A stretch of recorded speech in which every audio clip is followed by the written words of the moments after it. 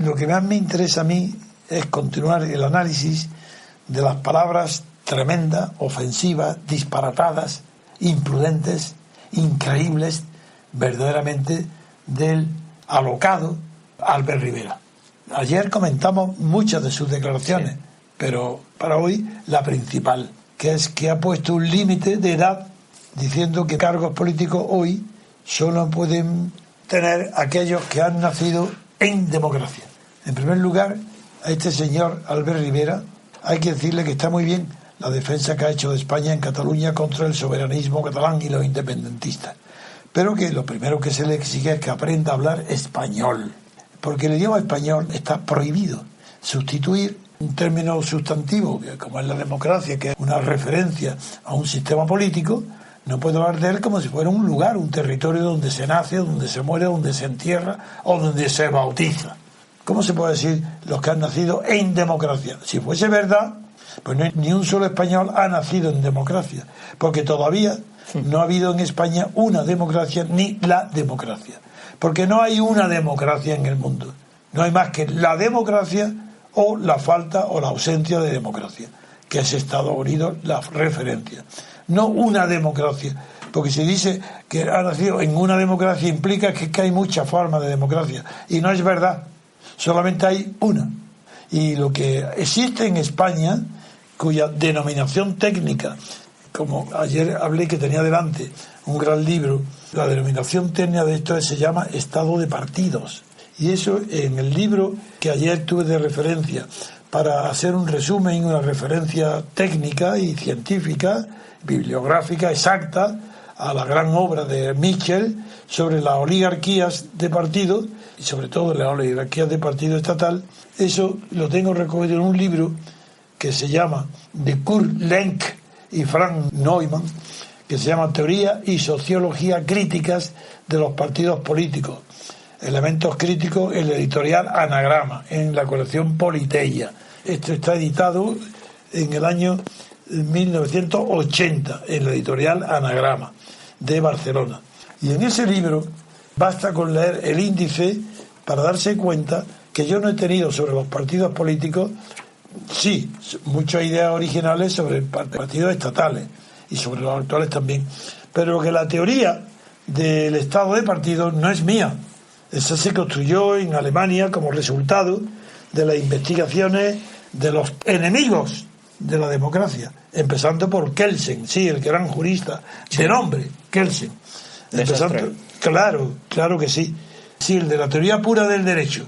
Bueno, pues ese ya hablaba en este tomo que he citado en este libro, hay un artículo de Hans Kelsen donde trata de la formación de la voluntad en la democracia moderna. Ah, democracia moderna. Pues bien, vamos a coger el término. Es aceptable discutirlo. ¿Qué significa democracia moderna? Que no es la antigua. ¿Y cuál es la antigua? Pues la griega. ¿Y cuál es la griega? Pues la directa, la asamblearia, donde no hay representación. ¿Y cuál es la moderna? Aquella donde solo hay representación. ¿Y quién la descubre? Los Estados Unidos. ¿Y quién inventa la primera vez la palabra democracia representativa? Pues Hamilton. Esto es lo que hay que enseñarles a estos grandes juristas ignorantes que no conocieron nada y se atrevieron a hablar de todo. Bueno, pues ahí está ese artículo, pero es que ahí viene también otro artículo de Gerard Leibholz, ¿verdad que me habéis oído hablar con frecuencia? Bueno, pues leer este tomo y ahí veréis que tiene un artículo que se llama Representación e Identidad. Pues ahí defiende al Estado de partidos y fue el que, siendo presidente del Tribunal Constitucional de Bonn, prohibió al Partido Comunista primero y al Partido Fascista después. Y este hombre es el que sustituyó toda la teoría de la representación, es decir, de la democracia representativa, por lo que se llama, en lugar de la representación le llamó identidad, que era la integración de las masas directamente en el Estado. ¿De dónde viene la idea? De Hitler, de Mussolini, de Franco, de los estados dictatoriales o totalitarios.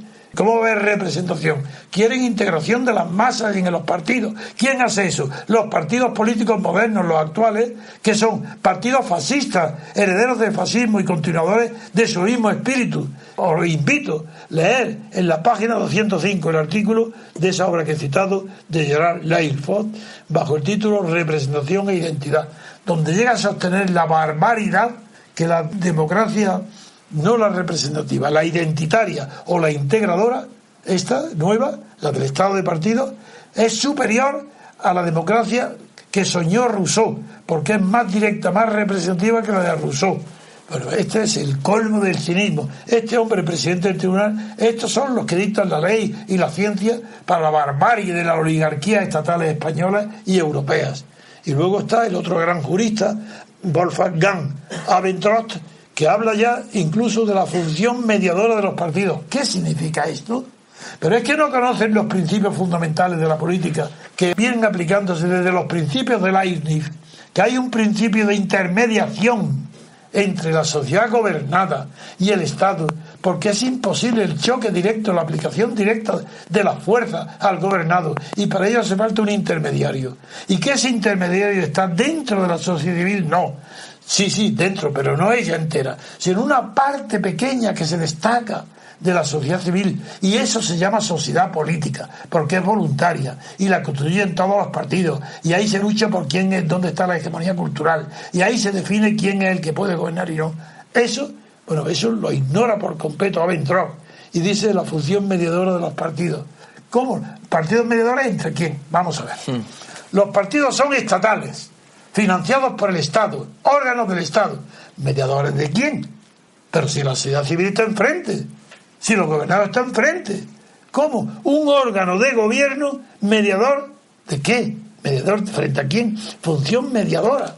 Bueno, todo esto lo tenéis ahí en ese libro, leerlo, para llegar entonces a descubrir no solo lo que ayer hablamos, que es el artículo de Robert Mitchell de 1909, que descubre la ley de hierro de la oligarquía en un artículo que se llama Democracia formal y realidad oligárquica.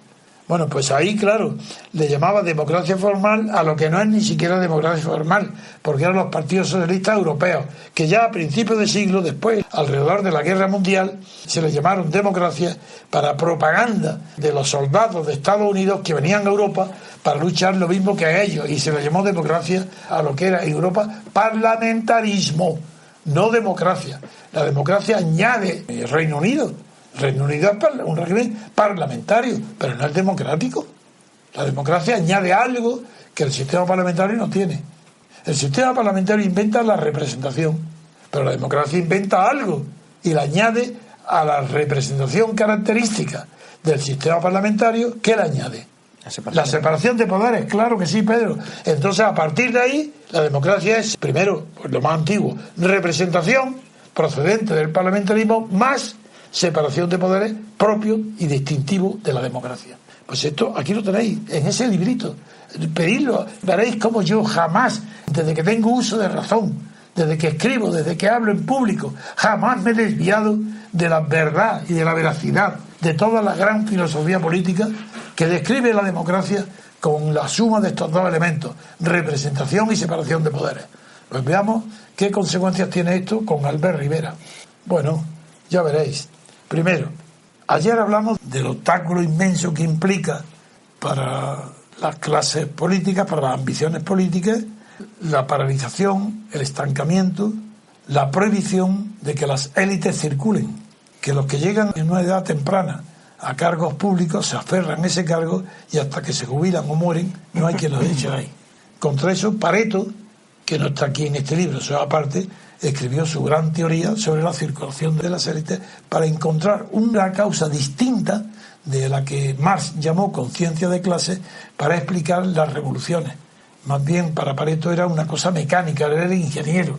Es como si las nuevas generaciones ocupan en un momento determinado todos los puestos del Estado, de la sociedad, dirigentes, y ahí se estancan jóvenes hasta que mueren, y eso explota como la botella, el corcho de una botella de champán. Sí, por impulso. ¡Pum! Por impulso, y se acaba, y entonces las élites circulan. Y él proponía una circulación de la élite que no produjera de golpe revoluciones, sino poco a poco. Bien, pues todo esto está en juego con las locas, estúpidas, ignorantes, imprudentes palabras e ideas de Albert Rivera. Yo no quiero saber nada de sus antecedentes de joven, por lo que ha dicho. Y después de haber metido la pata de una manera tan grave como la de que en una habitación inherente al derecho de propiedad privada se puede vigilar la policía y echar y quitarle de derechos políticos a aquellos que, si en una habitación duermen más de 2 personas, darles de baja en el empadronamiento municipal y por tanto quitarle el derecho de voto, eso solamente se le ocurre a Hitler. O Corea del Norte, ¿no? O Corea del Norte, que es propio de las dictaduras duras, durísimas. Este es Rivera. Creo que luego, no sé si se ha arrepentido, me da igual. Eso no tiene arrepentimiento. Quien pronuncia eso que se arrepiente, no, dirá, he metido la pata, olvidaron. No piensa. No me van a votar. No, yo creo que me voten. No, eso no, es que ahora viene lo peor. Eso fue lo de la habitación, ahora viene la edad. Quien tenga más de 35 años, ese no puede ocupar ya cargos políticos. Está inhabilitado. ¿Por qué? Por razón de la edad. ¿Pero cómo es esto de por razón de la edad? También, pues en el libro este que os hablo, tan maravilloso anagrama, también tenéis otro de los grandes teóricos de las generaciones, de la biología política, se puede decir más que teoría política, que es un artículo de Federico Friedrich Romer, conocidísimo y muy famoso. Escribió a principios de siglo, del XIX. Es un clásico.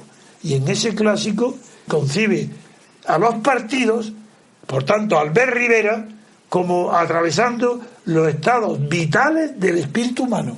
¿Queréis saber lo que es organicismo? Eso es organicismo. ¿Queréis saber la vida orgánica? Esa es la vida orgánica. ¿Queréis que lo que es saber hombre nuevo, fascismo, franco, organicismo? Eso es Rivera. Eso es Rivera, un joven que está predicando las doctrinas más racistas y fascistas y nuevas de toda la historia del pensamiento. Tienes este Romer, famosísimo tratadista, que decía, pues muchas cosas originales. El origen de los partidos está, decía él, en el desarrollo orgánico del hombre. Es decir, en los estados vitales del espíritu humano. Está en los partidos. Un hombre que no pertenece a un partido no es un hombre. El desarrollo orgánico del hombre está en los partidos, que son estadios vitales del espíritu humano. Entonces hay partidos viejos, partidos jóvenes, partidos maduros. Palabras de este Romer, para que os deis cuenta hasta dónde va el pobre idiota ignorante que sabe Dios de qué ideología de extrema derecha viene, que tuvo la heroicidad de enfrentarse con el soberanismo catalán para caer ahora en un oportunismo loco, desenfrenado, tan peligroso o más que el de Podemos. Este hombre es peligrosísimo.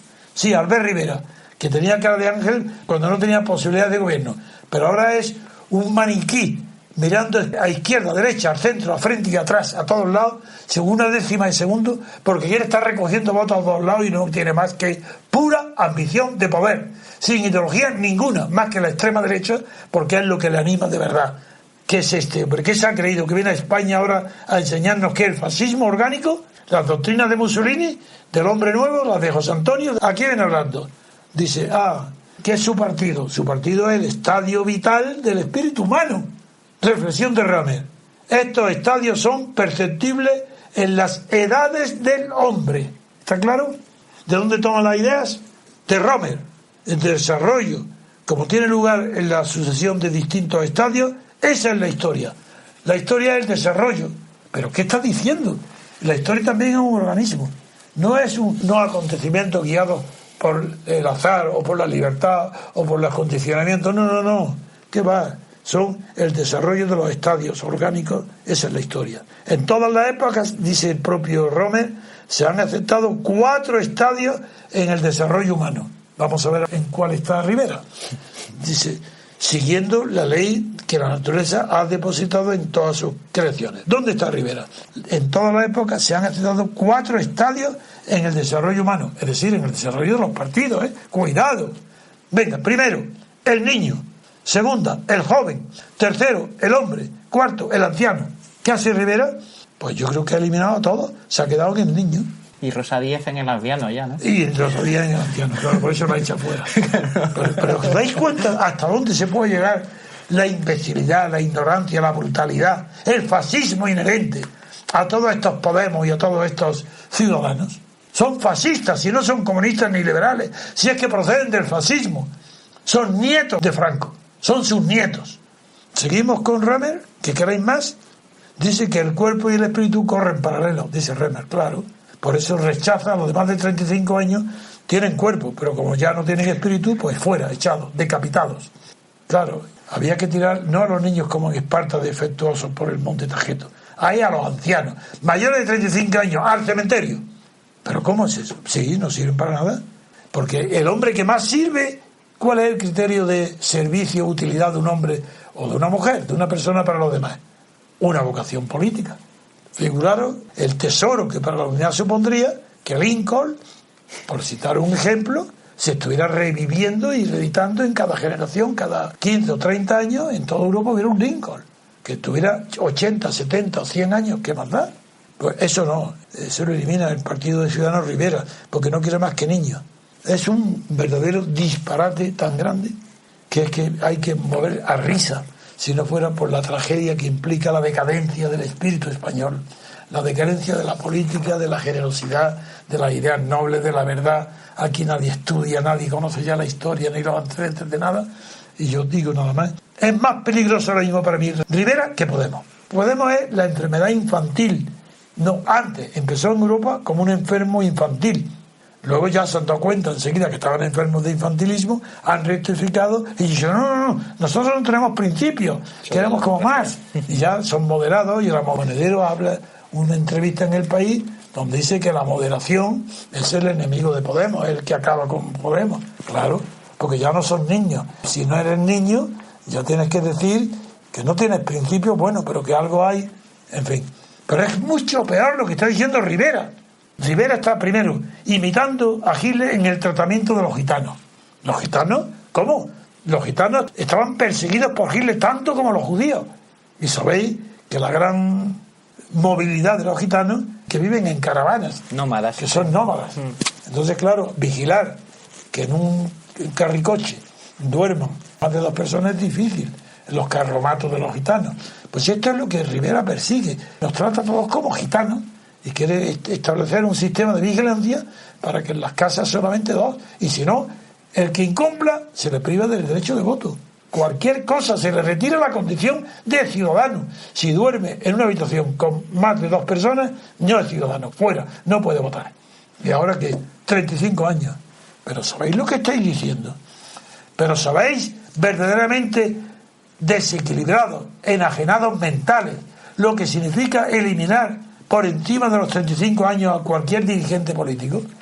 Mira, hubo una época, después inmediatamente del postrimería de la Revolución Francesa, donde se dio el fenómeno único en la historia, que con Napoleón ascendieron al generalato los generales más jóvenes de toda la historia de la humanidad. Nunca había habido generales buenísimos, héroes como Kleber y compañía, los demás todos, y Hoche, que eran niños y eran generales, como el propio Napoleón también en la juventud. Pero eso fue un fenómeno, pues como las partidas de ajedrez. A mí no me extraña que si se hacen campeonatos de ajedrez, pues se limite la edad. Yo digo, solamente para menores de 30 años, porque son los genios, e incluso en la música. Aunque es verdad que los grandes músicos, sus obras geniales son siempre al final de su vida. Pero es verdad que ahí está Mozart para ver el talento que la música, como el ajedrez, despierta en los jóvenes inexpertos. Sí, pero escribir es al revés, por ejemplo, porque es que ahora se da mérito que a los 35 años tenga unos 7 libros escritos y pues seguramente sea una basura. Bueno, pues digo a esta señora, primero, yo no me puedo poner de ejemplo, pero yo empecé a escribir con 60 años. Pues eso me refiero. Antes de los 60 años yo no escribía nada. Pero es que creéis que yo era original. ¿Puede escribir novela o alguna cosa de esas? Sí, divertimento sí, pero... No, pensamiento. ¿Sabéis quién empezó con 60 años a escribir? Kant. Antes no había escrito nada, con 60 años. Y ahora, claro, figúrate si escuchara a Rivera, que nos retirara a todos los pensadores que requieren edad, acumulación de experiencias, que requieren haber visto en la humanidad un fracaso tras otro. Tienen que haber visto el fracaso, la muerte de las ilusiones. Sí, aquella gran obra de Freud, tienen que haberla vivido en la humanidad. El fracaso, la muerte, el ocaso de las ilusiones, para poder empezar a pensar, no para acabar una obra, no, para comenzar el pensamiento. Comienza cuando se acaban el mundo de los sueños, de las ilusiones. ¿Y quiénes son estos 2 niños? Hablo de Pablo Iglesias y de Rivera. 2 ilusos, que ninguno de los 2 tiene principio, ninguno de los 2. Uno procede de la izquierda, Podemos, otro procede de la derecha, Rivera, pero tal vez de la extrema derecha, otro de la extrema izquierda. Así son, que no tienen principios. ¿Acaso implica que Rivera tenga principios si propone la anulación de la personalidad política y del derecho de voto de los que vivan en una habitación de más de 2 personas? ¿Acaso es tolerable que diga que hay que apartar de la política, que solamente pueden ser dirigentes políticos los que tengan más de 35 años? ¿Pero no veis que todo eso es puro fascismo? Que están en los libros de historia los grandes creadores de esas ideas que fracasaron, como Spengler, no me refiero más que a Oswald Spengler, para no referirme ya a los propiamente ideólogos o creadores de las ideas que rigen a los partidos políticos. Spengler, con la decadencia de Occidente, ¿qué es eso? Ese hombre que tanto admira Ortega. Pues nada, fuegos artificiales, decadencia, como un mundo orgánico que es niño, joven, la idea de Romer. Eso es Spengler, que trae a cuento todo aquello de que se tenga en la memoria a la vez China, Japón, Siberia, Rusia, Estados Unidos, Italia, España, Corea, todo junto lo pone. Cualquier movimiento brutal, ya está el otro, el mundo entero. Orgánico. Qué vergüenza, qué incultura, qué barbarie la que está en la cabeza, si es que se le puede llamar así, de Rivera.